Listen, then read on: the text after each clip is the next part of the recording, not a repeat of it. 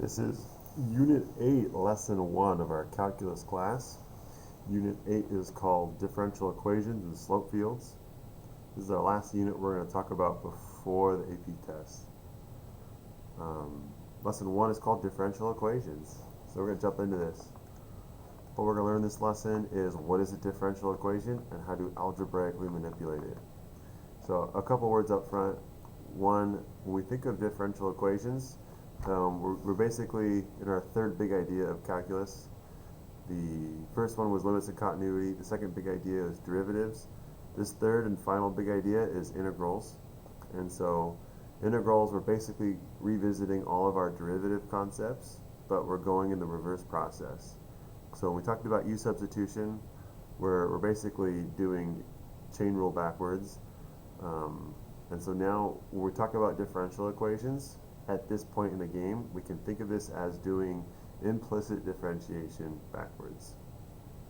And so we can manipulate this algebraically to do that, but if you move on with your, like in university maths and you actually get into diffie-q in university, you're going to find limitations for the algebraic manipulation of differential equations. With that caveat, we don't have to worry about those at this level because we're just kind of getting our feet wet with diffie-q. So here's my hook for this lesson. When you think of differential equations, they exist around us in stuff that we've seen before. We've just never talked about them as such. So if I think of this equation right here, this would be a differential equation. It has a p function, or p variable. It has a derivative of p in the same equation. And so by definition, this would be a differential equation. Very basic, albeit. This particular one stands for p is a variable of population. So if you have a population growth rate, so the change in population divided by dt would represent the change in time. So as population incrementally grows, as time incrementally moves on, it's equal to some constant rate of change in the population times the population. So that's how we understand this differential equation. We can algebraically simplify this one. So check it out. If I treat dt and dp as just independent variables, and it's a ratio of variables, think of it that way, I can solve this thing with all the p's on one side and then get all the t's on the other side. And remember, if r is some constant rate, we can think of r as just being a number. And so what we're going to do is I'm going to multiply both sides by dt. I'm going to divide both sides by p. And I'm going to end up with this equation changes to 1 over p dp equals r times dt. And so what I'm going to do is I'm going to integrate both sides. So I'm going to integrate 1 over p dp, and I'm going to integrate r dt. Well, the integral of 1 over p dt is just the natural log of the absolute value of p. And if r is some number, it's a constant, and I'm integrating this side with respect to t, that's like integrating 1, it just becomes t. So tack on that r, then the integral of r dt becomes rt. Since these are both indefinite integrals, then technically they both should have a plus c on them, plus c after the natural log and plus c after rt. C represents some random constant number, and we don't know what it is. It's just some constant. And so if I have the plus c over here and the plus c over here, they could be different c values. If I subtract 1c from each side, then some random number minus some random constant number is going to be a third random constant number. So instead of writing all that out, I'm just going to say, okay, there's going to be a constant number of this guy's c minus this guy's c. I'm just going to call that itself c. So since it's some random number, we're just going to put plus c on the far right and call it good. Don't need to put 2 plus c's. Okay, so if I take this equation and I want to solve for p, I'm going to take our natural log and write it as an exponential equation. Since p is the population, we can assume that the population is going to be a positive value. You wouldn't have a negative population. It doesn't make any sense, in other words. So we can assume the natural log of the absolute value of p is just the natural log of p, in which case e to the power of rt plus c would be equal to p. So we have p solved for. We can do a log proper, an exponential property to simplify this a little bit. Because there's a plus sign here, e to the power of rt times e to the power of c would be equivalent. And again, since c is just some random constant number, e to the power of c would be, again, some other random constant number. So I'm going to just take e to the power of c and make that equal to c as well.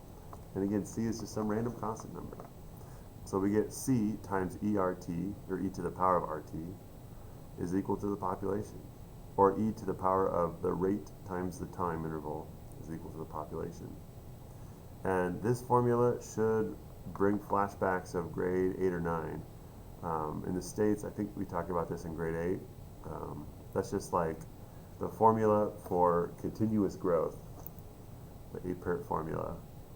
And so hopefully for this kind of jars like, hey, differential equations do exist in equations we've already seen, but now you have the background and the mathematical competencies to see those differential equations embedded in some of these things. Yeah, that context for you is just kind of the hook to get you in, but from here on out, we're just going to do some lessons on just straight number calculations, no context. Okay, so if I have this very simple differential equation, dy dx is equal to x. So the rate of change of y with respect to x is just x.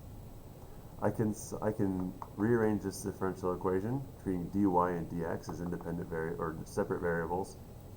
I could say dy is equal to x dx. I can integrate both sides. The integral of dy is just y. You could think that as integrating 1 with respect to y would just be y. And then if I integrate x with respect to x, it's 1/2 x squared plus c. And technically there should be a plus c on both sides, like I said before, but because two random constants added or subtracted together is just a third random constant, we're just going to put that one singular plus c at the end. Alright, so this answer so far represents the set of equations that have the derivative of x. However, there's an infinite number. Because there's a plus c, there's an infinite number of cases it could be. It could be 1/2 x squared flat out. It could be 1/2 x squared plus 1, 1/2 x squared plus 5, 1/2 x squared minus 5. Any number here would make this equation an equation with this derivative. And so there's an infinite number of equations this could be. If we wanted to narrow it down to one equation, we can do that if we're given one of the points that was on the original graph. So if I said that 0, 5 is a point on our original function, well, now I can pinpoint which antiderivative, specifically which equation is given from this derivative equation.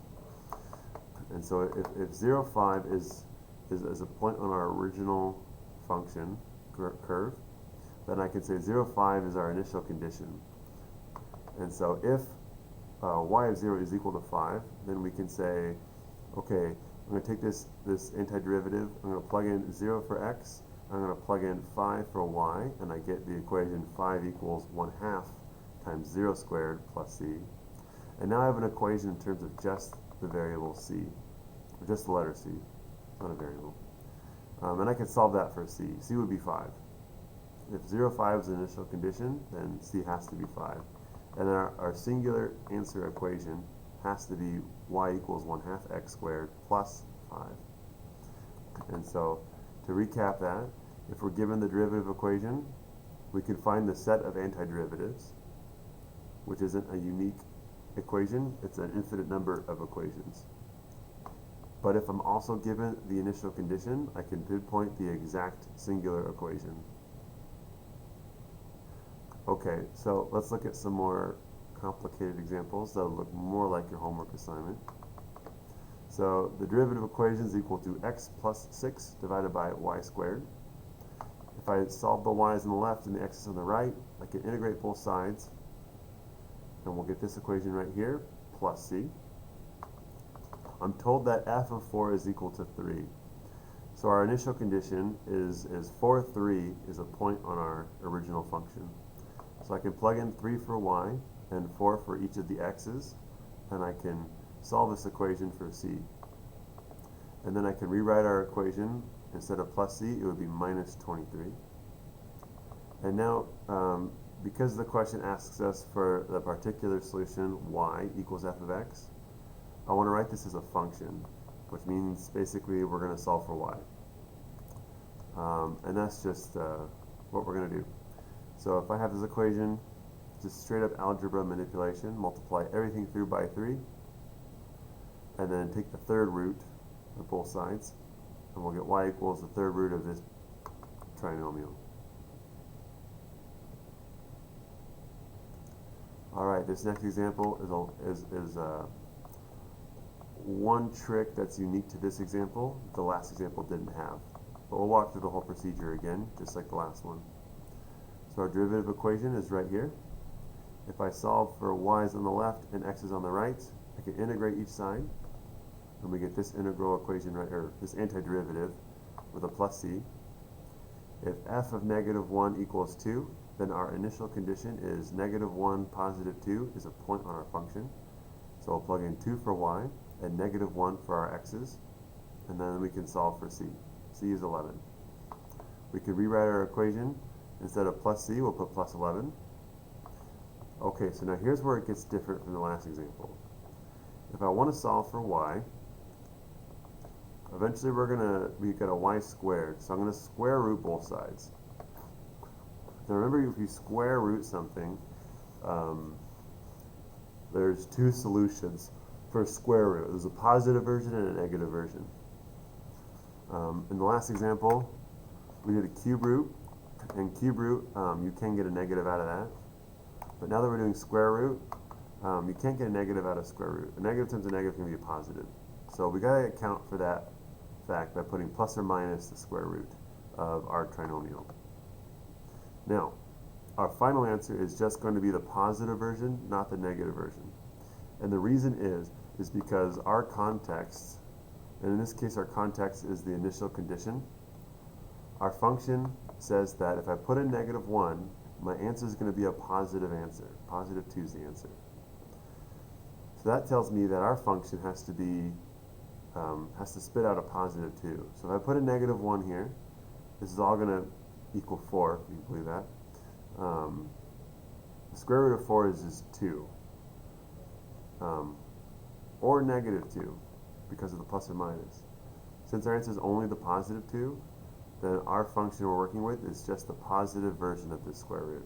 So we can just drop the negative because of that context of our initial condition. Okay, and so if you have a square root, watch out for that. Alright, so that's differential equations. We can manipulate them algebraically at this point in differential equations, and it's super nice.